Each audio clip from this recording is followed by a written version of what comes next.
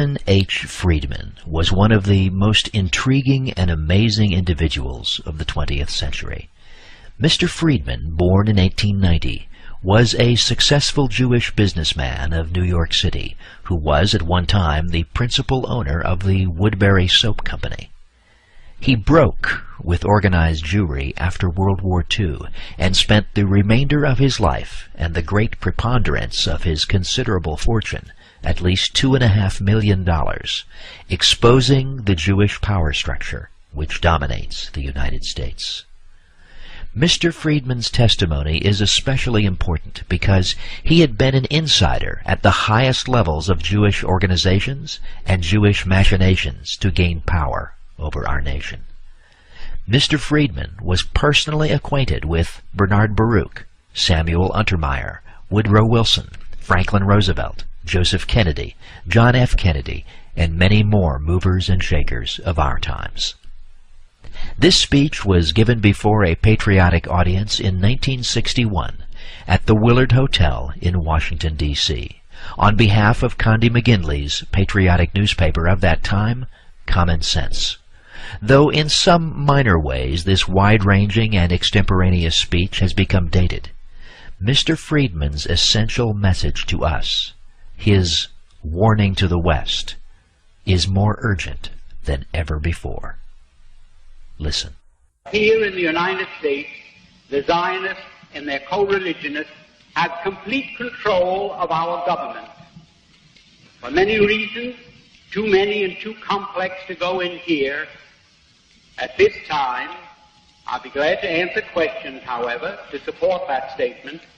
The Zionists and their co-religionists rule this United States as though they were the absolute monarchs of this country.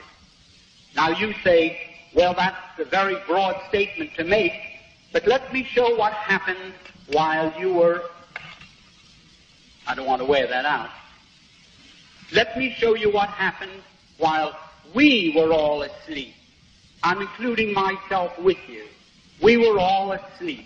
What happened? World War I broke out in the summer of 1914. 1914 was the year in which World War I broke out. There are a few people here my age who remember that. Now that war was waged on one side by Great Britain, France, and Russia, and on the other side by Germany, Austria-Hungary, and Turkey. What happened?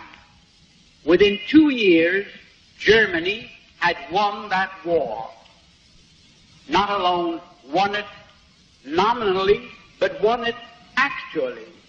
The German submarines, which were a surprise to the world, had swept all the convoys from the Atlantic Ocean, and Great Britain stood there without ammunition for her soldiers, stood there with 1 week's food supply facing her, and after that, starvation. At that time, the French army had mutinied. They lost 600,000 of the flower of the French youth in the defense of Verdun on the Somme. The Russian army was defecting. They were picking up their toys and going home. They didn't want to play war anymore. They didn't like the Tsar. And the Italian army had collapsed. Now, Germany, not a shot had been fired on the German soil. Not an enemy soldier had crossed the border into Germany. And yet, here was Germany offering England peace terms. They offered England a negotiated peace on what the lawyers call a status quo ante basis. That means let's call the war off and let everything be as it was before the war started. Well, England in the summer of 1916 was considering that seriously. They had no choice. They was either accepting this negotiated peace that Germany was magnanimously offering them or going on with the war and being totally defeated. While that was going on, the Zionists in Germany, who represented the Zionists from Eastern Europe, went to the British War Cabinet And I'm going to be brief because this is a long story, but I have all the documents to prove any statement that I make if anyone here is curious or doesn't believe what I know possible. The Zionists in London went to the British War Cabinet and they said, look here, you can yet win this war. You don't have to give up. You don't have to accept a negotiated peace offered to you now by Germany. You can win this war if the United States will come in as your ally. The United States was not in the war at that time. We were fresh, we were young, we were rich, we were powerful. And they told England, we will guarantee to bring the United States into the war as your ally, to fight with you on your side, if you will promise us Palestine after you win the war. In other words, they made this deal. We will get the United States into this war as your ally. The price you must pay us is Palestine after you have won the war and defeated Germany, Austria-Hungary, and Turkey. Now, England had as much right to promise Palestine to anybody as the United States would have to promise Japan to Ireland for any reason whatsoever. It's absolutely absurd that Great Britain, that never had any connection or any interest or any right in what is known as Palestine, should offer it as coin of the realm to pay the Zionists for bringing the United States into the war. However, they made that promise in October of 1916. October 1916. And shortly after that, I don't know how many here remember it, the United States, which was almost totally pro-German, because the newspapers here were controlled by Jews, the bankers were Jews, all the media of mass communications in this country were controlled by Jews, and they were pro-German because their people, in a majority of cases, came from Germany, and they wanted to see Germany lick the Tsar. The Jews didn't like the Tsar, and they didn't want Russia to win this war. So the German bankers, the German Jews, Kuhn Loeb, and the other big banking firms in the United States refused to finance France or England to the extent of $1. They stood aside and they said, as long as France and England are tied up with Russia, not 1 cent. But they poured money into Germany. They fought with Germany against Russia, trying to lick the Tsarist regime. Now, those same Jews, when they saw the possibility of getting Palestine, they went to England and they made this deal. At that time, everything changed, like the traffic light that changes from red to green, where the newspapers had been all pro-German, where they'd been telling the people the difficulties that Germany was having fighting Great Britain commercially and in other respects. All of a sudden, the Germans were no good. They were villains. They were Huns. They were shooting Red Cross nurses. They were cutting off babies' hands, and they were no good. Well, shortly after that, Mr. Wilson declared war on Germany. The Zionists in London sent these cables to the United States, to Justice Brandeis, go to work on President Wilson. We're getting from England what we want. Now you go to work, and you go to work on President Wilson and get the United States into the war. And that did happen. That's how the United States got into the war. We had no more interest in it. We had no more right to be in it than we have to be on the moon tonight instead of in this room. Now the war, World War I, in which the United States participated, had absolutely no reason to be our war. We went in there, we were railroaded into it. If I can be vulgar, we were suckered into that war merely so that the Zionists of the world could obtain Palestine. Now, That is something that the people in the United States have never been told. They never knew why we went into World War I. Now, what happened?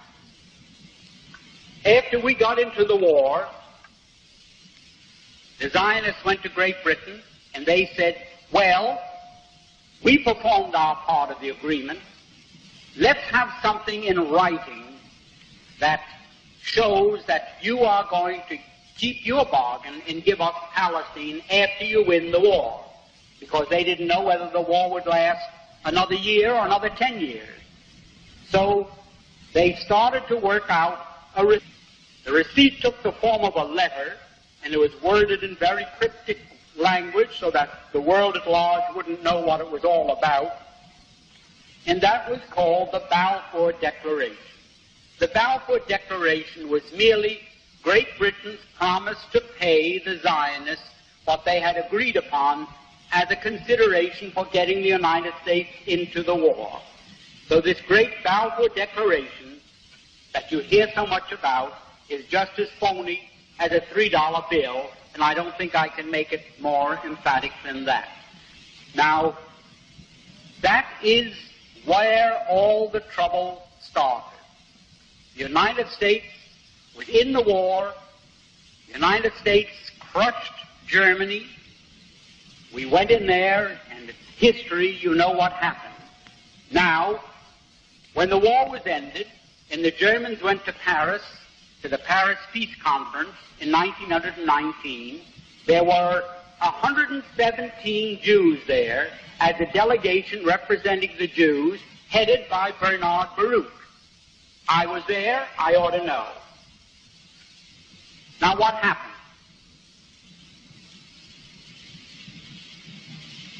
The Jews at that peace conference, when they were cutting up Germany and parceling out Europe to all these nations that claimed a right to a certain part of European territory, the Jews said, how about Palestine for us? And they produced, for the first time, to the knowledge of Germans, this Balfour Declaration. So the Germans, for the first time, realized, oh, that was the game. That's why the United States came into the war. And the Germans, for the first time, realized that they were defeated. They suffered this terrific reparations that was slapped onto them because the Zionists wanted Palestine, and they were determined to get it at any cost.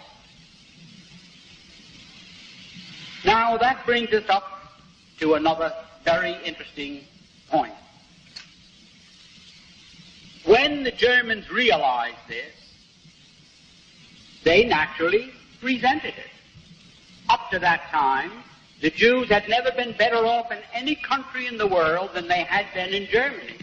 You had Mr. Rathenau there, who was maybe 100 times as important in industry and finance as Bernard Baruch in this country. You had Mr. Ballin, who owned the two big steamship lines, the North German Lloyd and the Hamburg American line, thank you.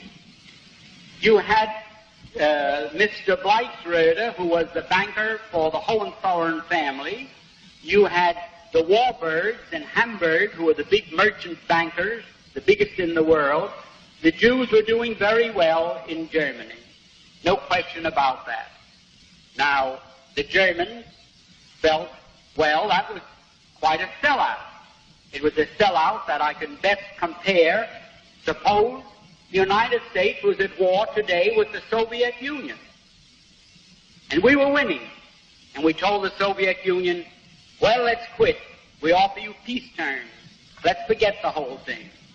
And all of a sudden, Red China came into the war as an ally of the Soviet Union, and throwing them into the war brought about our defeat, a crushing defeat, with a reparations the likes of which man's imagination cannot encompass. Imagine, then, if we found out that it was the Chinese in this country, our Chinese citizens, who all the time we thought they were loyal citizens working with us, was selling us out to the Soviet Union, and it was through them that Red China was brought into the war against us. How would we feel in the United States against Chinese? I don't think one of them would dare show his face on any street. There wouldn't be lampposts enough convenient to take care of them. Imagine how we would feel. Well, that's how the Germans felt towards these Jews. We've been so nice to them, and from 1905 on, when the first communist revolution in Russia failed and the Jews had to scramble out of Russia, they all went to Germany, and Germany gave them refuge, and they were treated very nicely. And here, they sold Germany down the river for no reason at all, other than they wanted Palestine as a so-called Jewish commonwealth.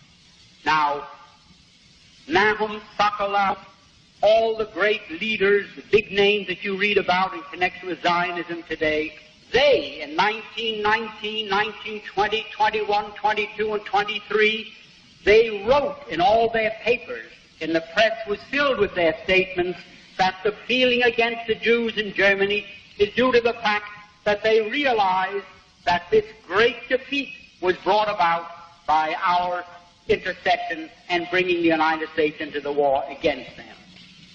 The Jews themselves admitted that. It wasn't that the Germans in 1919 discovered that a glass of Jewish blood tasted better than Coca-Cola or Münchner beer. There was no religious feeling. There was no sentiment against those people merely on account of their religious belief.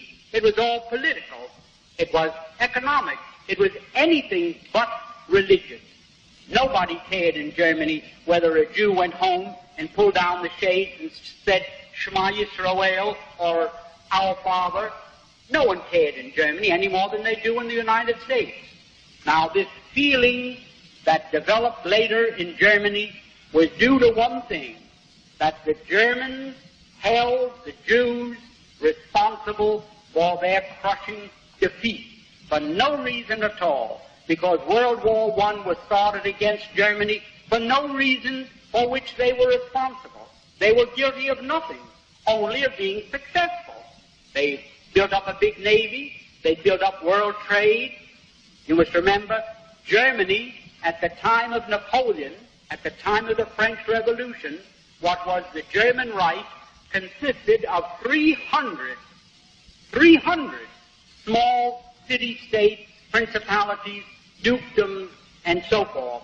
300 little separate political entities. And between that time, between the period of between Napoleon and Bismarck, they were consolidated into one state.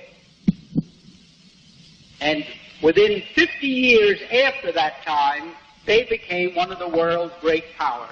Their navy was rivaling Great Britain. They were doing business all over the world. They could undersell anybody and make better products. And what happened? What happened as a result of that? There was a conspiracy between England, France, and Russia that we must slap down Germany, because there isn't one historian in the world that can find a valid reason why those three countries decided to wipe Germany off the map politically. Now, what happened after that? When Germany realized that the Jews were responsible for her defeat, they naturally resented it. But not a hair on the head of any Jew was harmed. Not a single hair.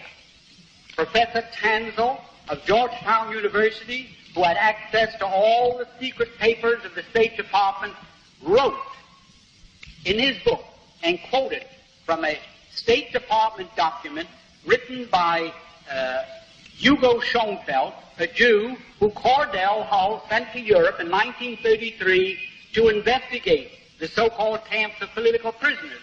And he wrote back that he found them in very fine condition. They were in excellent shape. Everybody treated well. And they were filled with communists. Well, a lot of them were Jews, because the Jews happened to be maybe 98% of the communists in Europe at that time. And there were some priests there, and ministers, labor leaders, masons, and others who had international affiliation. Now, the Jews sort of tried to keep the lid on this fact. They didn't want the world to really understand that they had sold out Germany and that the Germans resented that. So they did take appropriate action against them. They, shall I say, discriminated against them wherever they could. They shunned them, the same as we would the Chinese or the Negroes or the Catholics or anyone in this country that sold us out to an enemy and brought about our defeat.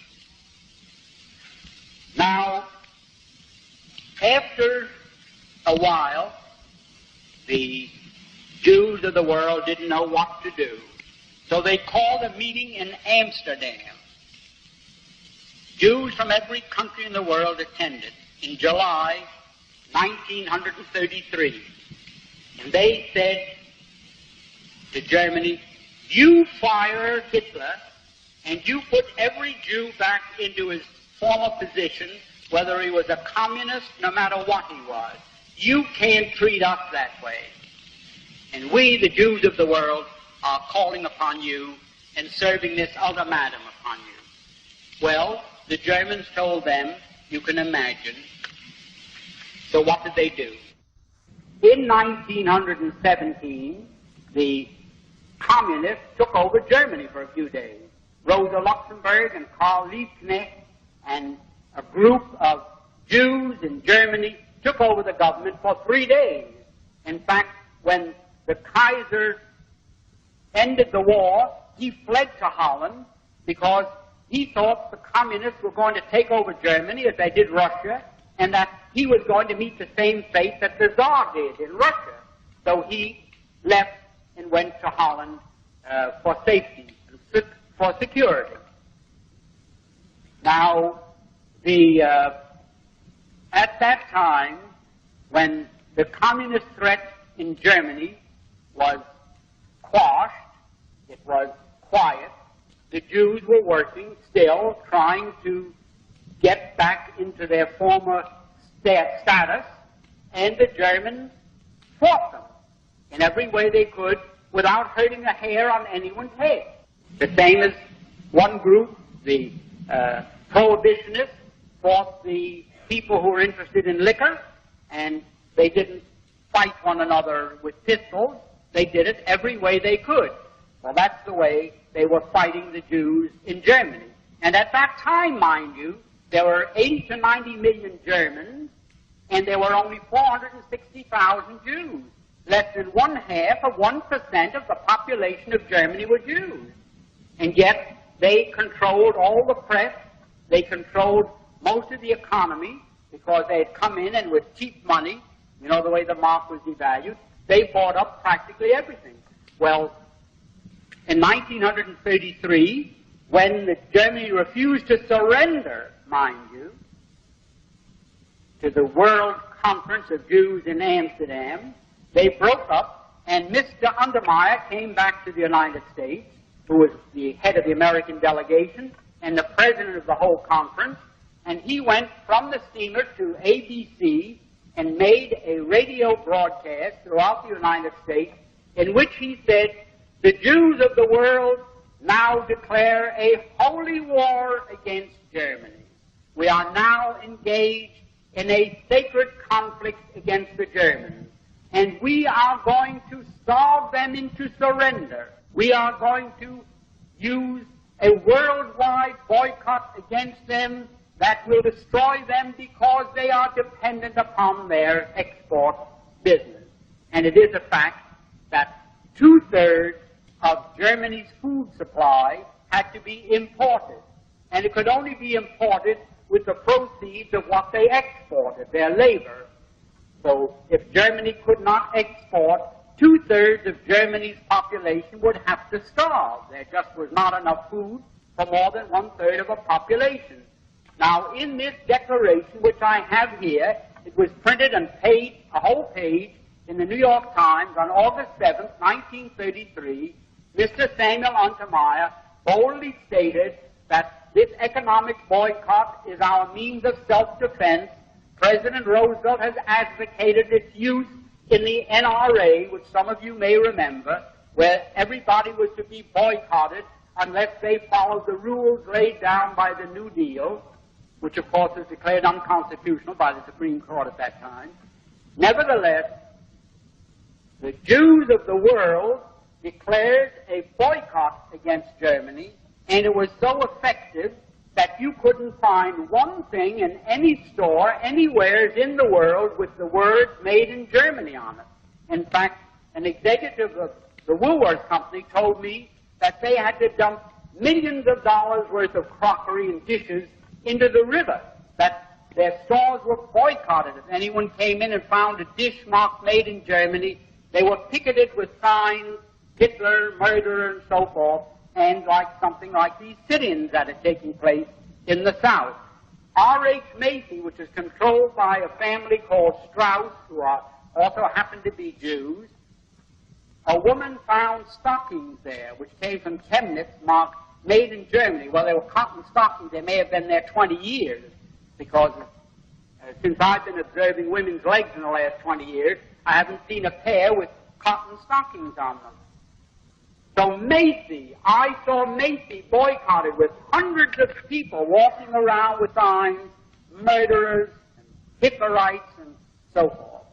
Now, up to that time, not one hair of any Jew had been hurt in Germany. There was no suffering, there was no starvation, there was no murder, there was nothing. Now, that, naturally, the Germans said, why, who are these people to declare a boycott against us and throw all our people out of work and our industries come to a standstill? Who are they to do that to us? And they naturally resented it. Certainly they painted swastikas on stores owned by Jews. Why should a German go in and give their money to a storekeeper who is part of a boycott, who is going to starve Germany into surrender into the Jews of the world, who are going to dictate who their premier or chancellor was to be? Well, it was ridiculous. That continued for some time. And it wasn't until 1938 when a young Jew from Poland walked into the German embassy in Paris and shot one of the officials that the Germans really started to get rough with the Jews in Germany. And you found the men breaking windows and having street fights and so forth. Now, for anyone to say that, I don't like to use the word anti-Semitism because it's meaningless, but it means something to you still, so I'll have to use it. The only reason that there was any feeling in Germany against Jews was that they were responsible, number one, for World War I, number two, for this worldwide boycott, and number three, did I say for World War I, they were responsible for the boycott, and also for World War II, because after this thing got out of hand, it was absolutely necessary for the Jews and Germany to lock horns in a war to see which one was going to survive. In the meanwhile, I had lived in Germany, and I knew that the Germans had decided Europe is going to be Christian or communist. There is no in-between. It's going to be Christian or it's going to be communist. And the Germans decided, we're going to keep it Christian if possible. And they started to rearm. And their intention was, by that time, the United States had recognized the Soviet Union, which they did in November 1933. The Soviet Union was becoming very powerful, and Germany realized, well, our turn is going to come soon unless we are strong. The same as we in this country are saying today, our turn is going to come soon unless we're strong, and our government is spending $83 or $84 billion of your money for defense, they say. Defense against who? Defense against 40,000 little Jews in Moscow that took over Russia and then in their devious ways, took over control of many other governments of the world. Now, for this country to now be on the verge of a third world war from which we cannot emerge a victor is something that staggers my imagination. I know that nuclear bombs are measured in terms of megathons. A megathon is a term used to describe 1 million tons of TNT. 1 million tons of TNT is a megathon. Now, our nuclear bombs had a capacity of 10 megathons, 10 million tons of TNT. That was when they were first developed 5 or 6 years ago. Now, the nuclear bombs that are being developed have a capacity of 200 megathons. And God knows how many megathons the nuclear bombs that the Soviet Union has have a capacity. So, what do we face now? If we trigger a world war that may develop into a nuclear war, humanity is finished. And why will it take place? It will take place because Act 3, the curtain goes up on Act 3. Act 1 was World War I. Act 2 was World War II. Act 3 is going to be World War III. The Jews of the world, the Zionists, and their co-religionists everywhere are determined that they are going to again use the United States to help them permanently retain Palestine as their foothold for their world government. Now that is just as true as I'm standing here, because not alone have I read it, but many here have read it, and it's known all over the world. Now, what are we going to do? The life you save may be your son. Your boys may be on their way to that war tonight, and you don't know it any more than you knew that in 1916 in London, the Zionists made a deal with the British War Cabinet to send your sons to war in Europe. Did you know it at that time? Not a person in the United States knew it. You weren't permitted to know it. Who knew it? President Wilson knew it. Colonel House knew it. Others knew it. Did I know it?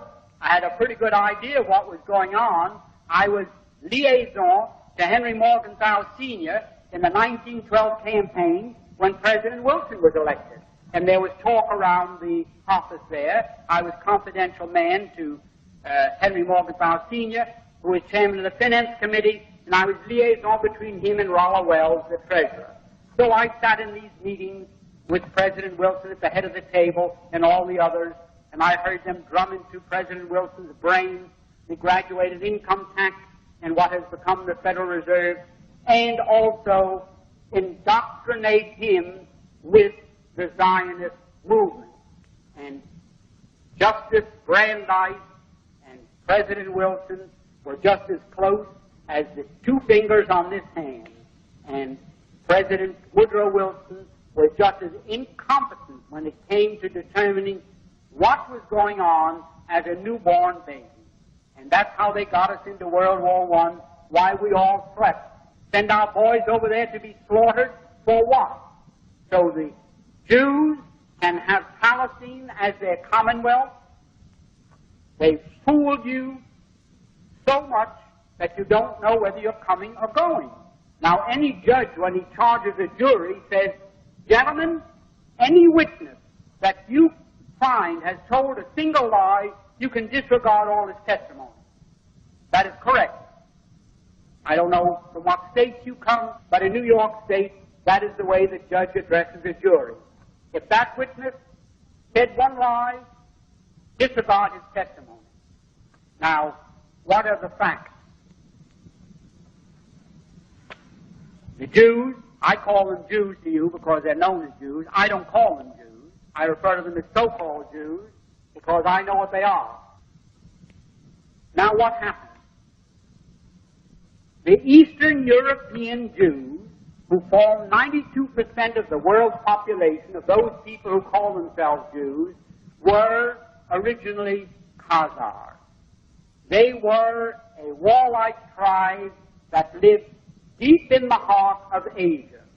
And they were so warlike that even the Asiatics drove them out of Asia into Eastern Europe.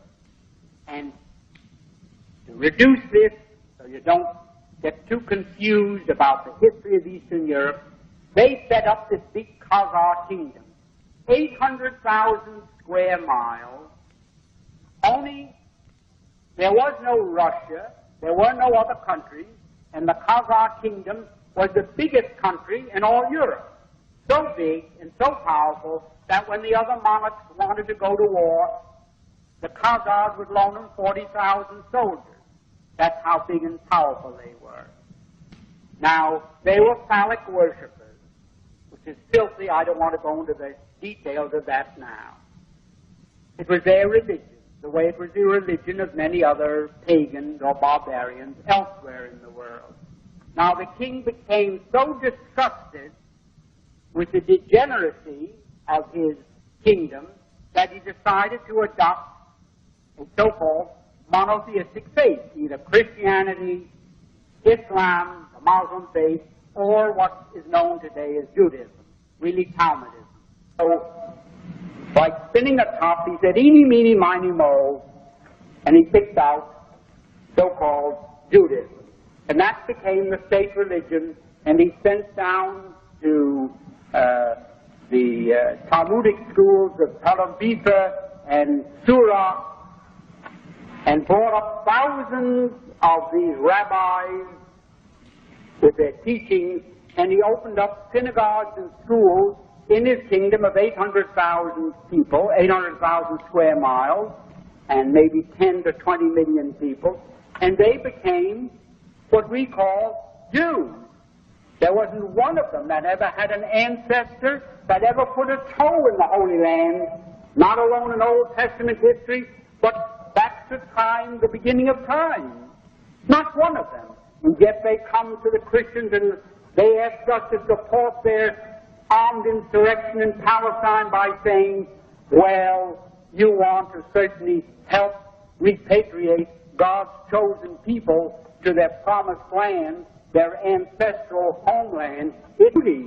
We gave you one of our boys as your Lord and Savior.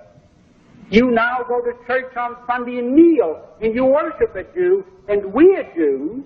Well, they were pagan Khazars who were converted just the same as the Irish. And it's just ridiculous to call them people of the Holy Land, as it would be. There are 54 million Chinese Muslims. 54 million. And Muhammad only died in 620 AD, so in that time, 54 million Chinese have accepted Islam as their religious belief. Now imagine in China, 2,000 miles away from Arabia, where the city of Mecca is located, where Muhammad was born, imagine if the 54 million Chinese called themselves Arabs. Imagine. Why, you say they're lunatics. Any man that believes that those 54 million Chinese are Arabs must be crazy. All they did was adopt as a religious faith a belief that had its origin in Mecca, in Arabia. The same as the Irish. When the Irish became Christians, nobody dumped them in the ocean and imported from the Holy Land a new crop of inhabitants that were Christians, that had Christian flesh and blood. They weren't different people. They were the same people, but they had accepted Christianity as their religious faith. Now these pagans, these Asiatics, these Turco-Finns, they were a Mongoloid race who were forced out of Asia into Eastern Europe. They likewise, because their king took the faith, the Talmudic faith, they had no choice. Just the same as in Spain. If the king was Catholic, everybody had to be a Catholic. If not, you had to get out of Spain. So everybody, they lived on the land just like the trees in the bushes. The human being belonged to the land under their feudal system. So they all became what we call today Jews. Now imagine how silly it was for the Christians, for the great Christian countries of the world to say, we are going to use our power, our prestige, to help repatriate God's chosen people to their ancestral homeland, their promised land. Now, could there be a bigger lie than that? Could there be a bigger lie than that? And because they control the newspapers, the magazines, the radio, the television, the book publishing business, they have the ministers in the pulpit, they have the politicians on the soapboxes talking the same language. So naturally, you believe black is white if you heard it often enough. You wouldn't call black black anymore. You'd start to call black white, and nobody could blame you. Now, that is one of the great lies. That is the foundation of all the misery that has befallen the world. Do you know that on the Day of Atonement that you think is so sacred to them, that on that day, and I was one of them, this is not hearsay. I'm not here to be a rabble-rouser. I'm here to give you facts. When on the Day of Atonement you walk into a synagogue, the very first prayer that you recite, you stand, and it's the only prayer for which you stand, and you repeat 3 times a short prayer, the Kal Nidra. You enter into an agreement with God Almighty that any oath, vow, or pledge that you may make during the next 12 months, any oath, vow, or pledge that you may take during the next 12 months shall be null and void. The oath shall not be an oath. The vow shall not be a vow. The pledge shall not be a pledge. They shall have no force and effect, and so forth and so on. And further than that, the Talmud teaches, don't forget, whenever you take an oath, vow, and pledge, remember the Kal Nidra prayer that you recited on the Day of Atonement, and that exempts you from fulfilling that. How much can you depend upon their loyalty? You can depend upon their loyalty as much as the Germans depended upon it in 1916. And we're going to suffer the same fate that Germany suffered, and for the same reason.